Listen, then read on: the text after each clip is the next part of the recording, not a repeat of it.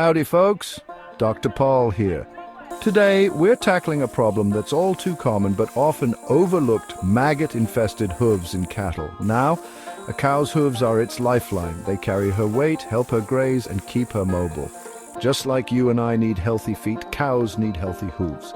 Neglecting hoof care can lead to pain, lameness, and even infections like the nasty one we're dealing with today. Maggots, those pesky little critters, are attracted to dirt, moisture, and decay. If a cow has an injury or a crack in its hoof, it creates the perfect breeding ground for flies to lay their eggs. These eggs hatch into maggots, and trust me, you don't want those munching on your cow's hooves. Early detection is key. If you see a cow limping, holding a foot up, or notice a foul smell coming from the hoof, it's time to roll up your sleeves and take action. Remember, treating maggot infestation is not just about getting rid of the maggots. It's about addressing the underlying cause and ensuring the wound heals properly. So let's get down to business and learn how to tackle this challenge head-on, ensuring our bovine buddies get back on their feet in no time. Before we even think about touching those hooves, safety first. We need to make sure both you and the cow are safe and secure. Start by gathering your supplies: sturdy gloves, a bucket of warm soapy water, antiseptic solution, clean towels, sharp hoof trimmers, and a good fly repellent. Next, restrain the cow properly. A chute or headgate works best, keeping her still and preventing any sudden movements. Remember, a scared or agitated cow can be dangerous, so approach calmly and talk soothingly throughout the process. With the cow secured and your gear ready, it's time for a thorough inspection. Carefully examine the affected hoof, looking for any wounds, cracks, or signs of infection. Once you've assessed the situation, we can move on to the next step: cleaning those hooves. All right, let's get down and dirty, or rather clean.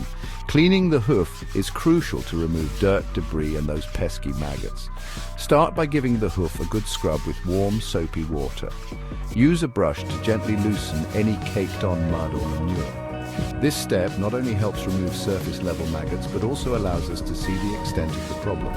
Next, rinse the hoof thoroughly with clean water, ensuring all the soap residue is gone. You can then apply a saline solution to further cleanse the area and create an environment that's less hospitable to those pesky maggots. Remember, a clean hoof is the first step towards a healthy hoof. Now let's move on to tackling the damaged tissue. Now that we've got a clean slate to work with, it's time to address any damaged or necrotic tissue. This is where those sharp hoof trimmers come in handy. Using a firm yet gentle hand, carefully trim away any loose, dead, or infected tissue.